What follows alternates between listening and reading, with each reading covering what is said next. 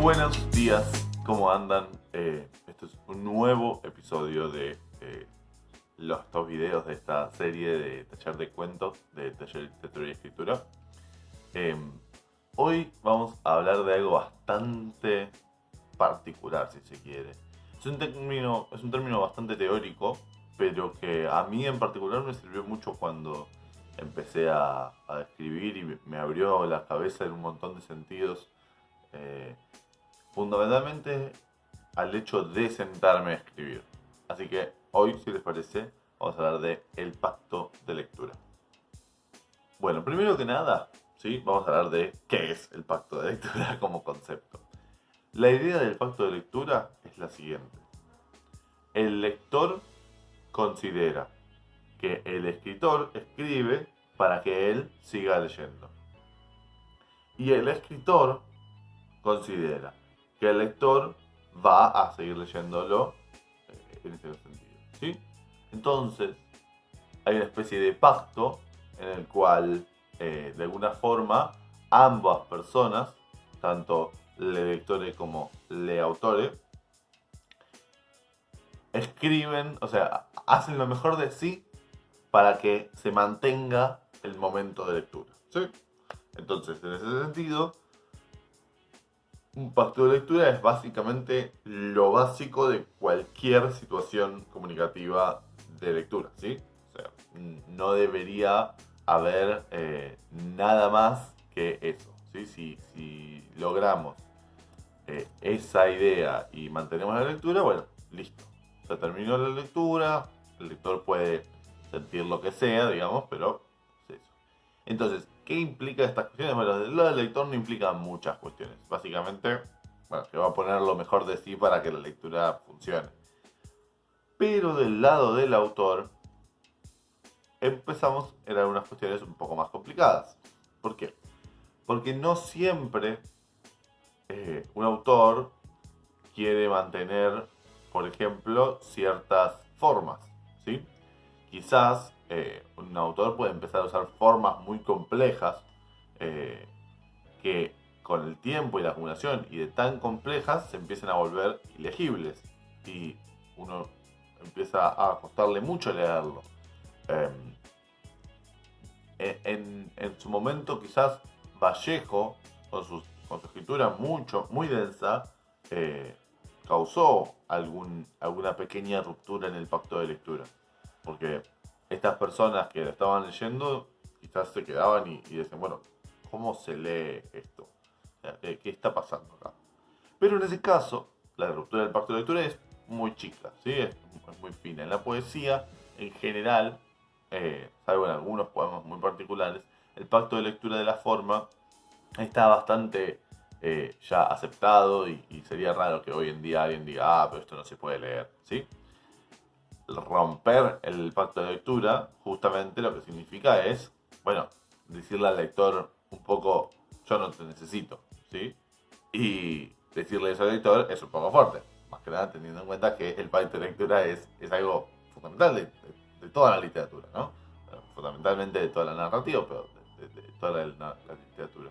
Entonces, en ese mismo sentido, lo que nos interesa pensar es, bueno, ¿y qué pasa cuando se rompe eso? ¿Qué pasa cuando un autor empieza a diverger de esa expectativa y, por ejemplo, rompe el pacto de lectura en una cuestión moral o ética? Ahí empezamos a hablar de algo un poco más complejo, ¿sí? Quizás uno de los autores que hoy en día seguimos leyéndolo y cuando lo leemos se rompe ese pacto de lectura, eso es Walter Lamborghini, ¿sí?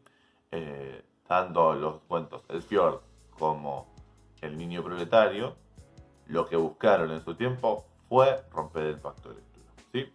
Volver tan insostenible la situación de lectura que el lector casi tenga que dejar de leerlo o no poder leerlo de un tirón, ¿sí?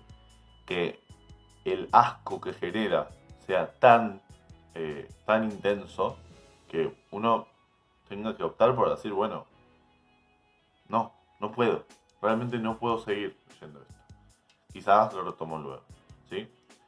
Por supuesto que esto es desde el punto de vista de alguien que de un lector que le pone mucho de ganas al pacto de lectura. Un texto que va en contra del pacto de lectura tiene en cuenta una de dos cosas. En principio, que está siendo violento, ¿sí? Que está yendo en contra de una norma preestablecida, entonces está violentando esa norma preestablecida. Al principio eso, pero además, por supuesto, que va a generar un efecto en el que un poco se va a jugar algo. Por ejemplo, los textos de Berlonger, en alguna época, en su época, podría haber sido considerados como que estaban violando el pacto de lectura. Porque estaban hablando de pitos y de tetas y de un montón de cosas que, más allá del círculo en el que él se movía, yo creo que tranquilamente podrían ser considerados como que estaban fuera del pacto de lectura de ese momento. Muy importante es eso, por supuesto. El pacto de lectura cambia históricamente, ¿sí? Pero hay algo de esa ruptura del pacto de lectura que fundamentalmente hoy en día, y en ese momento a quienes estaban alrededor de él, le resultaba muy interesante. Lo mismo con Lamborghini. Lamborghini rompió el pacto de lectura del niño proletario justamente porque lo que quería era ir contra la literatura, la literatura de Boedo, digamos, que era muy paternalista con los proletarios y lo que quiso hacer fue decir, bueno, vamos a exacerbar esto a tal punto que se vuelva lo violento, ¿sí? Que se vuelva ilegible, que se vuelva todo lo que no pueden ser esos otros textos paternalistas. Y lo logró, por supuesto que lo logró. Si tienen ganas de leer ese texto, pueden leerlo, El Niño Proletario, les vamos a dejar el link en la descripción. Es un texto muy fuerte, pero bueno, por supuesto que son libres de hacerlo y bueno, si quieren ver un buen ejemplo de ruptura de pacto de lectura, es muy claro. Lo perturbador, de alguna forma, en el sentido más explícito de la palabra, lo que perturba es lo que marca el límite del acto de lectura, ¿sí? Porque lo perturbador, en algún nivel, quizás se puede pensar como, no sé, lo fantástico, ¿no? Digamos, Carta una señorita en París y Cortázar, el personaje de Cortázar, vomitando conejos. Sí, eso perturba lo cotidiano. Pero cuanto esa perturbación se vuelve más y más y más intensa, cuanto lo perturbador se vuelve más, quizás más cercano y más intenso, ¿no? La cercanía también tiene algo que ver. Cuando va subiendo, se empieza a volver muy cercano, ¿sí? Y empieza a cuestionar algunas cosas que, bueno, las tenemos relativamente fijas, porque, bueno, vivimos en una sociedad, etcétera, tenemos ciertas normas éticas, etcétera. En ese contexto, cuando se rompe eso, cuando no se tiene en cuenta eso, lo interesante es ver cómo la cultura misma es cuestionada a través de lo perturbador, ¿sí? Se cuestiona el concepto mismo de estar en ese espacio y estar leyendo, ¿no? Porque cuando se cuestiona el pacto de lectura, se cuestiona la lectura, ¿sí? Se cuestiona de alguna forma directamente a los lectores, que creen que la literatura puede ser solo una cosa, ¿sí? Lo perturbador, además, se relaciona directamente con algo que uno piensa, ¿no? Quizás a veces uno está escribiendo y sin ser demasiado consciente, dice, bueno, no, esto no, voy por este otro lado, voy a escribir esta otra cosa. Y ahí está haciendo una elección a favor del pacto de lectura, pero en contra de, no sé, lo perturbador, lo intenso, no necesariamente porque sea perturbador es bueno, solamente digo, es una posibilidad, ¿sí? En ese mismo sentido, al ser cultural el límite de lo perturbador y al ser cultural el límite del pacto de lectura, es muy interesante a veces jugar en la línea, ¿sí? Empezar a encontrar algunas cuestiones que puedan ser perturbadoras, de más, de vuelta, no estoy hablando de un fantástico en el que se perturba la realidad nomás, no, algo que sea perturbador, y jugar en la línea, quizás dar algunos indicios, trabajar sobre el pacto de lectura como una construcción, ¿sí? Y al trabajar sobre el pacto de lectura como una construcción, uno puede ir rompiendo algunas cosas y haciendo que el lector se pregunte por qué está leyendo.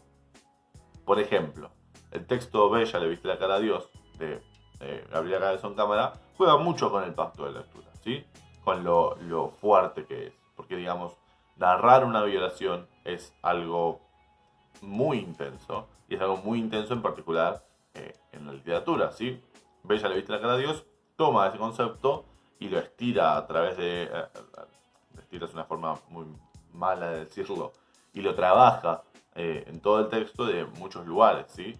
Va eligiendo en qué momento intensificar, en qué momento menos, y juega con una línea, a diferencia del niño proletario que es todo en la cara, digamos, ¿sí? Es todo la fuerza, todo lo horrible, va directamente en la cara. Entonces, en ese sentido es importante. Por supuesto, ¿sí? Que, como en cualquier película en la que diga basada en hechos reales al principio, el non-fiction o una escritura que esté un poco más pegada de la realidad, ¿sí? Va a hacer que la ruptura con el pacto de lectura sea mucho más fuerte, ¿sí? Por un lado, le va a dar, la palabra no es veracidad, por un lado, la va a justificar de alguna forma.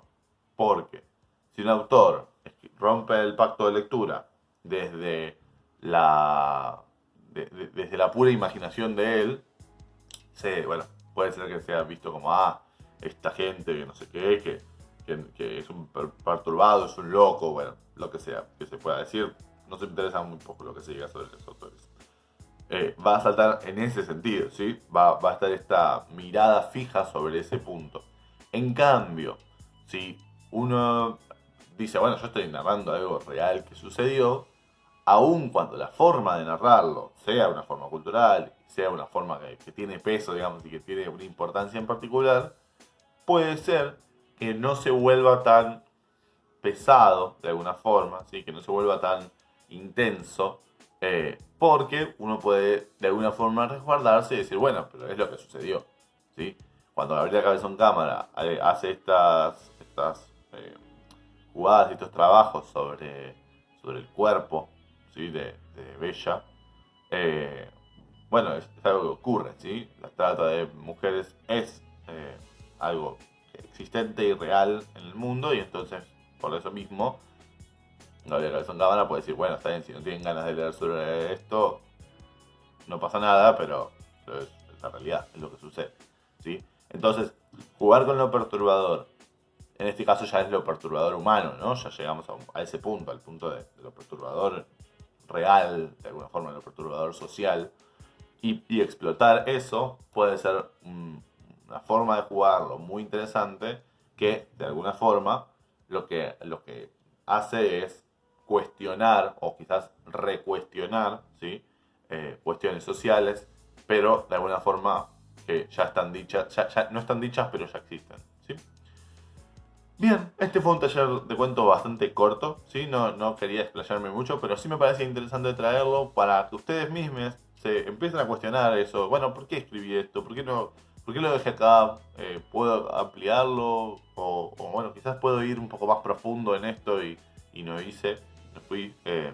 Les di algunos ejemplos, pueden buscar más y van a encontrar. Hay muchos autores que han jugado con ese pacto de lectura, desde la ilegibilidad hasta la intensidad y el sadismo, ¿no? Pueden buscarlos y seguramente van a encontrar cosas que les van a resultar interesantes y por supuesto que les van a resultar perturbadoras. Muchas gracias por haber venido acá. Recuerden seguirnos en Instagram si tienen alguna duda, si quieren pedirnos alguno de los textos que nombramos, nos pueden hablar por Instagram. O pueden, por supuesto, seguirnos acá en YouTube. Pueden contarnos cosas que les interesaría que profundizáramos. Ya tenemos algunos videos planeados, así que muchas gracias por haber estado acá y nos vemos la próxima.